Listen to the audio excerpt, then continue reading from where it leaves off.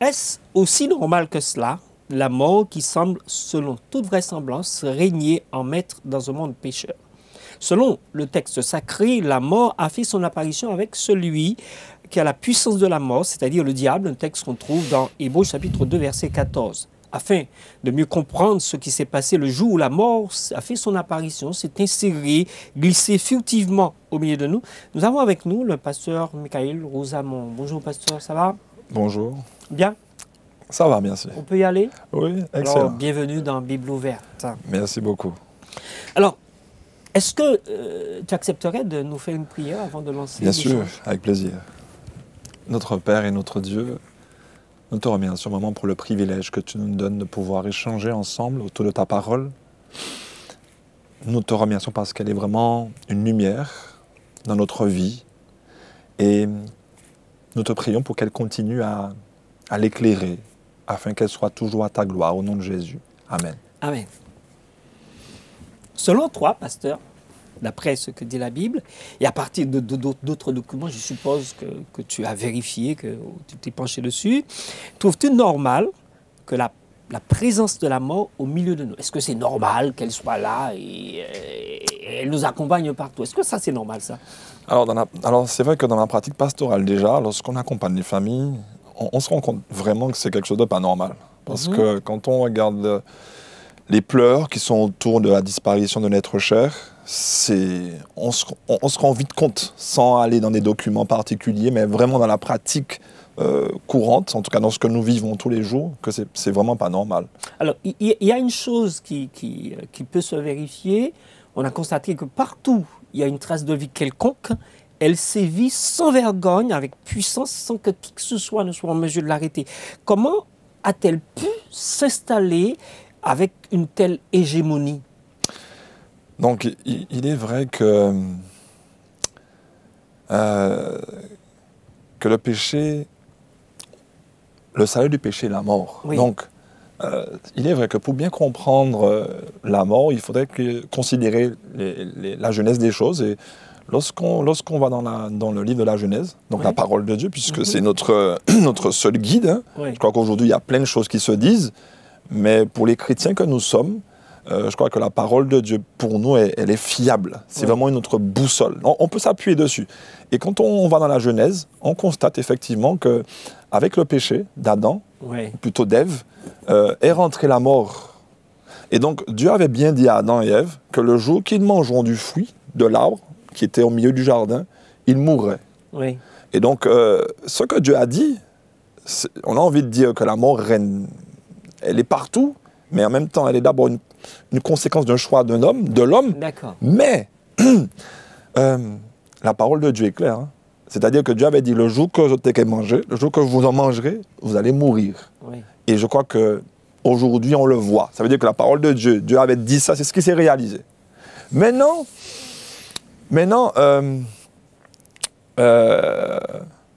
elle s'est propagée, c'est vrai, comme un virus. Alors, la Bible aussi nous enseigne pourquoi c'est pas seulement Adam et Ève qui sont morts, parce qu'ils auraient pu avoir des enfants. Et puis s'arrêter là. S'arrêter là, puisque c'est Adam et Ève qui ont péché. Oui. Donc, on aurait pu dire, bon, ils ont eu des enfants, ben, les pauvres, ils n'ont pas touché à l'arbre, ils devraient être... sauf que... Et la postérité. La postérité, exactement. Sauf que lorsque Ève a péché avec Adam, Dieu a enlevé l'arbre de la vie. Alors là, c'est intéressant. Ça montrerait que... et le jardin lui-même a été enlevé. Ça veut dire qu'il n'y avait plus de possibilité pour les descendants d'Adam et Ève d'aller faire ce choix-là. Oui. Ça veut dire que la mort est entrée et que ça a contaminé tous les autres. Romains 5, verset 12 nous dit, c'est pourquoi, comme par un seul homme le péché est entré dans le monde, et par le péché la mort, et qu'ainsi la mort s'est répandue sur tous les hommes. Alors, une contagion, comme quelque chose. C'est un virus même. Alors, donc il y a une transmission systématique. Systématique. Alors, certains pourraient dire c'est injuste. C'est injuste. Moi, Adam et Ève ont péché, mais pourquoi je dois subir ça aussi? Alors, ce serait peut-être aussi intéressant d'aller dedans, peut-être, mais pourquoi elle est là? Eh bien, c'est parce que Dieu l'avait dit et elle se transmet. de génération en génération, d'être en être, la mort est transmise. En tout cas, l'homme ne peut plus vivre éternellement, immortellement sur la terre. Donc c'est intégré dans les gènes même de l'être humain. C'est clair et net, parce que pour que Adam et Ève restent en vie, et pour leur montrer qu'en fait, qu'en eux, il n'y avait pas la vie éternelle, mais que c'était Dieu qui avait la vie éternelle, ils devaient aller manger de l'arbre du fruit de la vie. Oui. Et cet arbre-là était censé leur permettre de perpétuer la vie. Une manière de dire que la vie vient de Dieu et pas d'eux. Oui. C'était aussi une pédagogie. C'était une pédagogie. Ça ne dépend pas de nous. Ça ne dépend pas de nous. En tout cas, ça montre bien que nous sommes dépendants de Dieu. Et Adam et Ève, dans la pédagogie de Dieu, c'est une manière de leur montrer qu'ils dépendaient de Dieu. Oui. Donc, une fois que l'arbre est enlevé, la mort, vu que la mort ne peut plus se perpétuer, donc la mort est installée. Oui. Puisqu'ils ont fait le choix de se couper de Dieu. Alors, couper de Dieu, c'est se couper de la vie. Oui. Et de manière concrète, en enlevant l'arbre, Dieu montre qu'ils se sont coupés de lui. Et que c'est lui qui maîtrise la situation. Exactement. Alors, entre Genèse, chapitre 2, versets 16 à 17, et Genèse 3, 1 à 4, il y a apparemment une contradiction. Pourquoi une telle contradiction entre une déclaration que Dieu fait et la déformation des propos de Dieu par ce qu'on va appeler le serpent? Alors, c'est après coup vraiment on peut voir ça. Parce que je pense que sur le coup, Adam et Ève ne l'ont pas vu. Alors, ne l'auraient pas vu. Ne l'auraient pas vu. Alors, ils auraient dû se baser sur la parole de Dieu. Simplement. Tout simplement. Alors, cette contradiction, elle était peut-être difficile pour eux de voir parce que Satan faisait miroiter quelque chose qu'ils ne pouvaient pas vérifier. Et c'est vrai que sur ce point-là, Satan a joué de manière très habile sur ce que Dieu avait clairement dit. Et il a déformé. Il a déformé parce qu'on ne pouvait pas vérifier. Il ne pouvait, Adam et Ève, ou plutôt Ève, sur le coup, ne pouvait que se baser que sur la parole de Dieu seul. Tout simplement. Elle ne pouvait pas aller dans le fruit, vérifier est-ce que vraiment couper le fruit, l'analyser. Mon Dieu te dit même pas même toucher. Enfin... Oui, ne le touchez pas, pour traduire en français. Tout simplement. Ne le touchez même pas. Donc, ça veut dire qu'il n'y a pas moyen d'aller vérifier ça. Et donc, c'est assez intéressant de voir que Satan a su jouer sur ça. Et on le sait, que l'obéissance, elle est basée sur la confiance. En tout cas, c'est ce que Dieu estime. Et on peut comprendre, parce que Dieu, qui peut vérifier la grandeur de Dieu ? Qui peut vérifier et contrôler Dieu. Et contrôler Dieu. Donc si Dieu dit qu'il est grand, qu'il est infiniment grand, qu'il a la vie, aucun être créé ne peut aller vous vérifier est-ce que vraiment Dieu a la toute-puissance. Donc la pédagogie de Dieu, elle est basée sur la confiance. Une relation de confiance. C'est-à-dire que ceux qu'il a créés doivent avoir confiance en lui parce qu'aucun être, que l'Esprit de Dieu d'ailleurs, car Dieu est Père, Fils et Saint-Esprit, donc Dieu, un Dieu en trois personnes, et la Bible va rappeler qu'il n'y a que l'Esprit de Dieu qui est capable de sonder les profondeurs de Dieu. Et Jésus dira, je suis le Père et moi-même, donc on est un. Mais à part ça, aucun être n'est divin. En tous les cas, aucune créature. Aucune créature ne peut vérifier la grandeur du Créateur. Alors, ni la grandeur de son amour, ni la grandeur de sa puissance. Ça veut dire que c'est la confiance. Et le diable avait compris qu'en posant un doute sur quelque chose qu'il ne pouvait pas vérifier, l'amour de Dieu, la grandeur de Dieu, oui.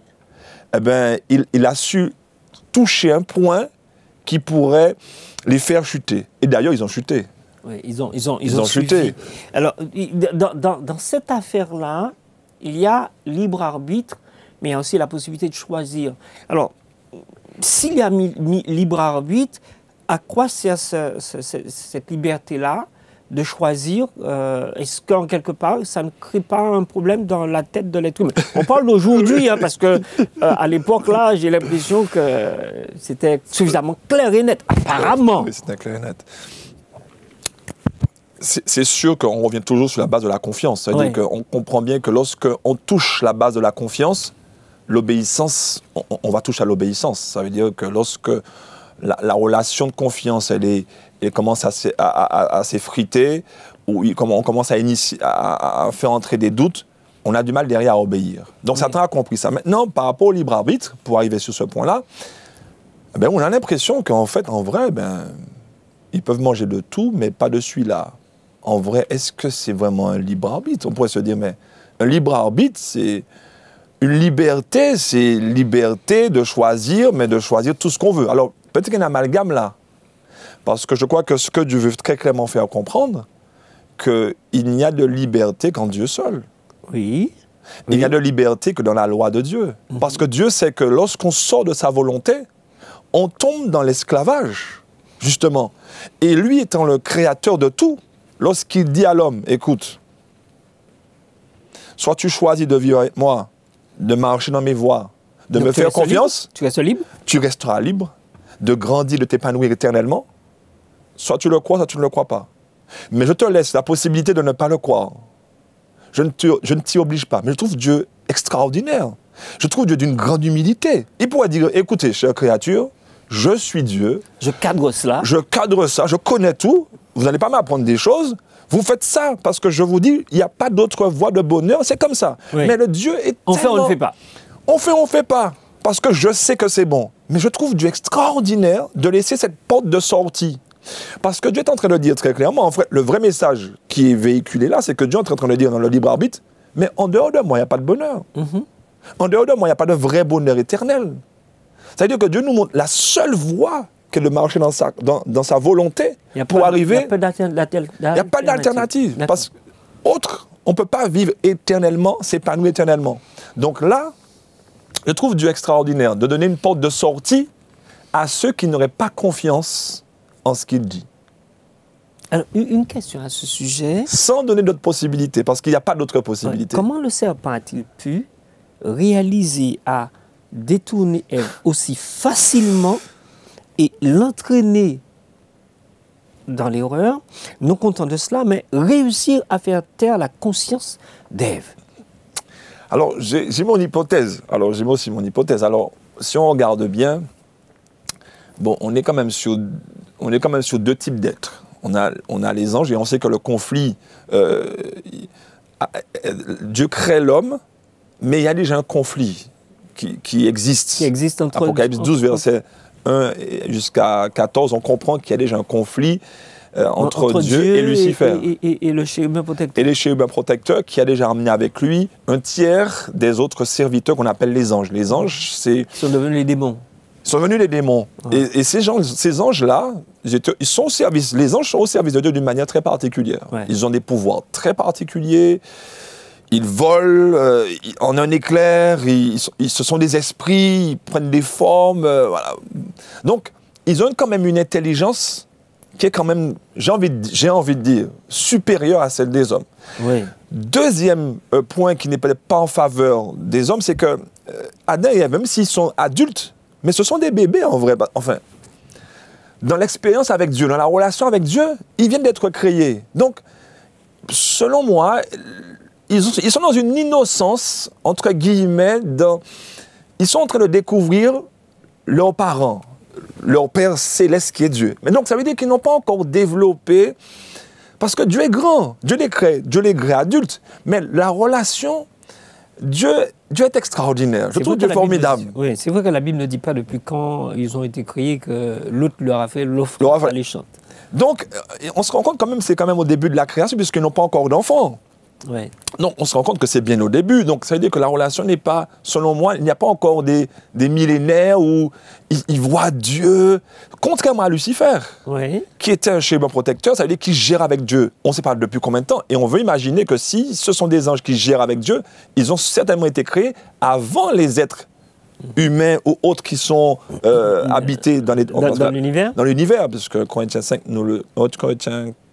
je ne vais pas m'avancer, mais le texte m'échappe.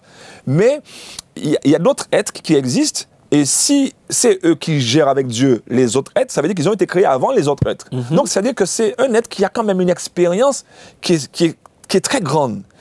Donc, Adam et Ève ne sont pas en position de force. Leur seule force était la parole de Dieu. Même s'ils n'avaient pas cette relation pour pouvoir développer une confiance plus grande, mais ils avaient quand même une chance. Si c'était dit, mais c'est Dieu qui nous a créés, il nous a dit ça, ils auraient réussi à dépasser. Mais Satan a su jouer sur leur jeunesse dans la création et sur le fait qu'ils étaient beaucoup plus intelligents qu'eux. Donc ça, c'est ton hypothèse. Alors, Basé un peu sur la Bible. le doute, là, comment le doute a été aussi plus efficace que la parole infaillible de Dieu? Ouais, alors là encore, je pense que Dieu a mis aussi en l'homme quelque chose. Voilà, le proverbe va le dire aussi, que la pensée de l'éternité. Ça veut dire que Dieu a mis en l'homme quelque chose, cette envie aussi d'apprendre, de grandir. Et Satan a su utiliser certainement, ce que je crois aussi, pour pouvoir les emmener là. Maintenant, Ève, il a réussi Satan parce que aussi Ève s'est appuyée un petit peu sur sa sagesse. Et le texte est assez clair. Le texte nous dit, quand on prend Genèse 3, verset 1, si on peut prendre assez rapidement, le serpent était le plus rusé de tous les animaux sauvages que l'Éternel Dieu avait fait. Il dit à la femme, Dieu a-t-il vraiment dit, vous ne mangerez aucun des fruits du jardin? Donc il a généralisé, il est très malin. Mais la femme répondit au serpent, nous mangeons du fruit des arbres du jardin, Genèse 3, verset 2. Cependant, en ce qui concerne le fruit de l'arbre qui est au milieu du jardin, Dieu a dit, vous n'en mangerez pas, vous n'y toucherez pas, sinon vous mourrez. Le serpent dit alors à la femme, vous ne mourrez absolument pas. Mais Dieu sait que le jour où vous en mangerez, vos yeux vous s'ouvriront et vous serez comme Dieu, vous connaîtrez le bien et le mal. Donc, il dit, la pastèque est sucrée. Oui.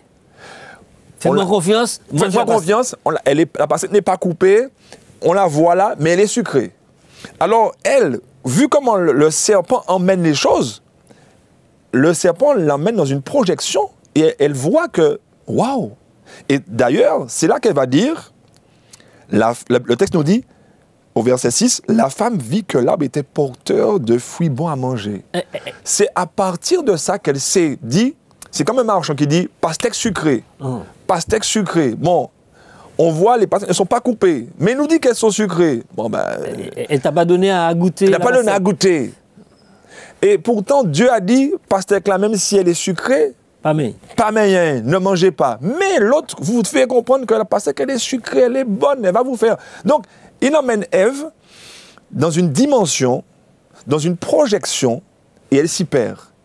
Et elle se voit déjà. Et le serpent n'a pas goûté aux fruits oui, justement. Alors, un peu de certainement, certainement. Je pense que vu comment le texte nous dit qu'il était le plus rusé, le jus coulait mais certainement, sur le côté. Mais c'est certainement ça. Et je pense ça me rappelle une petite anecdote que j'ai avec mon épouse. Alors qu'un jour, puisqu'on aime bien manger les oranges, oui. je coupais une orange et puis j'étais persuadé qu'elle était sucrée. Mais quand j'ai goûté l'orange, comme on dit chez nous, on orange amer. On orange chi. J'étais sûr. Et je me suis dit, ma femme qui arrivait tout près de moi me dit, bon, mais est-ce qu'elle est? Alors moi, je lui ai fait, je vais lui faire un petit coup. J'ai commencé à manger l'orange, mais comme si elle était bonne, comme si elle était sucrée. Je lui ai dit, tiens chérie, tiens, goûte. Et quand elle goûte, elle découvre un fruit amer comme pas possible. C'est sûr. Donc, oui, le diable, certainement, on peut aller à penser, vu qu'il était malin, il ne s'est peut-être pas privé de le faire. Il ne s'est peut-être pas privé de montrer que le fruit qu'il le mangeait, certainement, on peut se laisser aller à croire ça. Le texte est assez clair pour dire qu'il était rusé. Donc, il ne se serait pas privé de le faire. Est-ce que quand Ève accepte de consommer le fruit, en quelque part, elle ne s'est pas reniée dans le fond de la chose? Ah, bien sûr, parce que je crois que si Dieu leur a fait comprendre qu'ils étaient bien ses enfants, je crois que Dieu venait les voir pratiquement tous les soirs dans le jardin. Ils savaient que c'était Dieu leur Père, que Dieu les aimait, qu'ils étaient fils et filles de Dieu. On peut aisément croire que Ève s'est laissée prendre dans le sens où, et s'est reniée dans le sens où elle a douté de l'amour de ce Père-là, qui voulait que du bien pour elle. Et qui, lorsqu'il lui a dit de ne pas manger, de ne pas toucher ce fruit, voulait que son bien. Et en quelque part, elle s'est positionnée, on pourrait dire qu'elle s'est reniée en quelque part en se disant, mais non, si je suis vraiment sa fille, il ne m'aurait peut-être pas interdit cela. Donc, il me cache des choses. Donc, en quelque part, on pourrait dire qu'elle n'a pas pensé, elle a peut-être arrêté de penser que Dieu, son Père, voulait son bien pour elle, et jusqu'au bout. Donc, en quelque part, oui, on pourrait dire qu'elle s'est positionnée malheureusement, non pas comme une enfant de Dieu, mais comme quelqu'un que Dieu a mis là pour pouvoir garder ou bien se servir de. Et lorsque Dieu s'approche le soir pour les rencontrer, l'échange, la Bible nous rapporte cela, et il y a un verdict qui est prononcé, d'accord? Est-ce que ça a été quelque chose à effet immédiat ou bien quelque chose qui a été retardé dans le temps par rapport aux deux êtres qui étaient là? Tout à fait. Alors oui, c'est sûr. C'est pour ça que je crois que sur le coup, lorsque Ève mange le fruit, le texte nous dit, elle mange le fruit. Oui. Il y a eu des effets immédiats. Si elle en propose à son mari, c'est qu'elle n'est pas morte tout de suite. Ouais. Et donc certainement, ça a aussi brouillé les pistes. Parce que Adam, certainement, a peut-être dû se dire aussi, quand on lit le texte, bon, elle n'est pas morte, bon, ou bien même si on pourrait laisser une ouverture dans l'idée qu'elle pourrait se dire, mais qu'est-ce qu'elle a fait là? Dieu avait dit de ne pas manger. Mais l'idée, c'est qu'elle n'est pas morte tout de suite. Donc, peut-être ça, on peut laisser une porte pour lui, pour pouvoir aussi faire le même geste. Ça, on peut laisser plusieurs hypothèses. Mais cependant, oui, on peut croire aujourd'hui que les effets n'ont pas été immédiats. La preuve, quand on va un peu plus dans la Bible, on comprend qu'il y a deux types de morts. Il y a la mort vraiment celle physique, où la Bible qualifie de sommeil, parce que la Bible estime qu'on va ressusciter. 1 Thessaloniciens chapitre 4. C'est la promesse qui est faite. C'est la promesse qui est faite. Et puis, il y a la mort éternelle, celle dont Dieu avait vraiment parlé, le thanatos. Ça veut dire que Dieu a dit, le jour où vous en mangerez, vous mourrez. Spirituellement, c'est bon. Spirituellement, physiquement, on disparaît, c'est la mort éternelle. Ouais. Apocalypse chapitre 20, et nous allons au verset 14 et 15, où très clairement, Dieu montre que ce qu'il avait dit va se réaliser à la fin. On va mourir éternellement. Donc, pourquoi on ne meurt pas éternellement? C'est parce que Dieu a mis une lueur d'espoir pour nous. Dans Genèse chapitre 3, c'est ce que tu évoques. C'est qu'il y a une lueur, il n'y a pas un effet immédiat dans la seconde mort, parce que Dieu veut laisser un temps à l'homme, à nouveau, pour faire un choix. Oui. C'est-à-dire que Dieu ne perd pas de vue son plan pour l'humanité. Il aurait pu dire, bon, vous avez péché, vous mourrez éternellement, effet immédiat. Mais Dieu avait un plan lorsqu'il a créé l'humanité. Il avait dit, croissez, multipliez. Et on voit que Dieu va continuer son plan malgré ce péché d'Adam et Ève. Ça veut dire que Dieu n'a pas été arrêté par les circonstances, ça veut dire que rien ne surprend Dieu. Ça veut dire que Dieu avait certainement son plan au cas où l'homme tomberait pour lui permettre de réaliser son propre plan. Par rapport à ce que tu es en train de dire là, ça voulait dire que ce n'était pas une rustine de dernière minute? Certainement pas, parce que ça nous donne aussi une leçon de vie. Ça veut dire que des fois, nous rencontrons des difficultés et nous pouvons la prendre à la même échelle que notre vie. Des fois, on pense que Dieu est surpris par ce qu'on rencontre comme difficulté, comme épreuve, comme problème. Non, Dieu connaît la fin avant le commencement. Dieu connaît depuis toute éternité toutes choses, car il est Dieu. Et je crois que c'est pour nous une force de savoir que Dieu n'est jamais surpris par un événement. Nous, des fois, on découvre les événements, mais Dieu connaît tout avant tout. Donc, ça ne peut pas être une rustine, parce qu'une rustine, ça veut dire que Dieu ne sait pas tout. Non, Dieu sait tout et il n'est pas surpris. Donc oui, Dieu avait son plan et il a mis en place son plan. Et par rapport à ce que tu viens de dire là, quel doit être notre état d'esprit par rapport à la mort, par rapport à la vie, par rapport au libre arbitre, on en a parlé, au choix? Notre état d'esprit, c'est quoi? Tout à fait. Alors, on n'a plus l'arbre de la connaissance du bien et du mal pour faire un choix. Mais cependant, Dieu va rappeler dans le Deutéronome qu'il a mis devant nous la vie et la mort. Il y a quand même un choix. C'est-à-dire que Adam ayant péché, c'est la mort pour tout le monde. Oui. On n'avait plus de choix. La vie n'était plus devant nous. On avait perdu la vie. Mais Dieu, dans sa grande bonté, a mis en place le plan qu'il avait déjà créé pour nous et nous donne à tous les descendants, non pas un arbre de la connaissance du bien et du mal où il faut aller faire un choix, mais nous met un choix devant le sacrifice de Jésus. D'accord. C'est-à-dire, je mets à nouveau devant toi. Mais on a autre chose de plus magnifique peut-être? Jésus-Christ, qui est la vie. Qui est la vie. Mais comme il le dit si bien, c'est comme une épée à deux tranchants. Quand on refuse un si grand salut que Jésus nous offre, à propos de Paul, ça. Derrière, qu'est-ce qui nous attend? C'est la mort. Ça veut dire que Dieu nous donne encore une très belle porte de sortie, une lueur d'espoir, une espérance, parce que certains diraient, mais Dieu est injuste, nous on n'a pas fait ça. Non, encore après Adam et Ève, Dieu a donné la possibilité à l'homme, tout en ayant la vision du Messie à venir, de vivre déjà un choix, dans le temps que Dieu leur donnerait de vivre. Ça veut dire que ce n'est pas désespéré, ce n'est pas tant pis pour nous, on va mourir. Non, Dieu a ouvert cette porte par Jésus et encore l'homme doit pouvoir choisir entre suivre Dieu, faire sa volonté, obéir à ses commandements. Car les commandements de Dieu, ils sont vie, ils sont bonheur. Quand on suit la loi de Dieu, c'est le bonheur de respecter autrui, le bonheur de respecter Dieu qui a tout créé, le bonheur de vivre et de profiter de la vie. Ouais. Alors, une question, elle est facultative, parce que là, est-ce qu'il existe une école qui apprend à mourir? Oui, ça c'est une question, je crois que nous les vivants, on peut parler de ça, mais on est mal placé pour parler de la mort. On est mal placé pour parler de la mort. Mais non, alors notre seule branche, parce que on peut dire que la mort, c'est comme la mer. Hein. Il n'y a pas de branche de la mer. Hein. Notre seule branche, c'est Jésus et sa parole. Ça veut dire, comme Adam et Ève avaient, s'appuyer sur ainsi par l'Éternel. Dieu a dit, si tu crois en moi, car Dieu a tant aimé le monde qu'il a donné son Fils unique afin que quiconque croit en lui ne périsse point, mais ait la vie éternelle. Jean 3,16. Et en d'autres termes, notre seule branche dans ce monde où la mort est en train de régner, eh bien, c'est Jésus. Et même si on ne connaît pas tout, même si on ne connaît pas toute la Bible, mais comme Ève, même si on ne sait pas qu'est-ce qu'il y a derrière la mort exactement, même si on ne connaît pas en détail, mais s'accrocher à Jésus, qui est la parole. Même si on ne sait pas tout. Si Ève avait dit, tu sais, écoute, comme Jésus a fait, Matthieu 4, verset 4, 1 à 4 et suivant, l'homme ne vivra pas de pain seulement, mais de toute parole qui sort de la bouche de Dieu. En d'autres termes, ainsi parle l'Éternel. Je ne sais pas tout. Oui. Satan, il a vu un serpent qui parlait.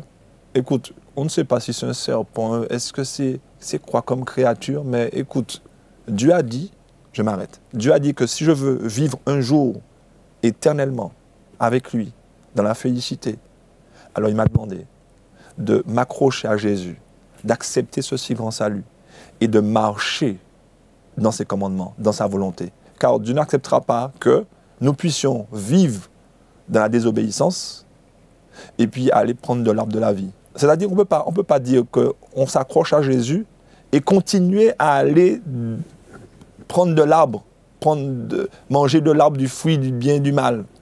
Paul le dit très bien, Romains 6, verset 1. Nous qui avons reçu cette grâce, qu'est Jésus, est-ce qu'on va continuer à demeurer dans le péché? Ça veut dire que nous qui tomber, on va tomber certes, mais est-ce qu'on va rester dedans? Non, on ne peut qu'aller dans la volonté de Dieu, s'accrocher à Jésus pour pouvoir marcher dans le chemin, car Jésus est le chemin. C'est la seule branche. Ok. Merci, pasteur. Ce sera certainement le dernier mot par rapport à ce sujet. En tous les cas, il reste encore beaucoup de choses à découvrir. Mais merci beaucoup d'avoir accepté de partager. À vous qui nous avez suivis sur le petit écran, merci. Et que Dieu nous bénisse tous. Prenez soin de vous.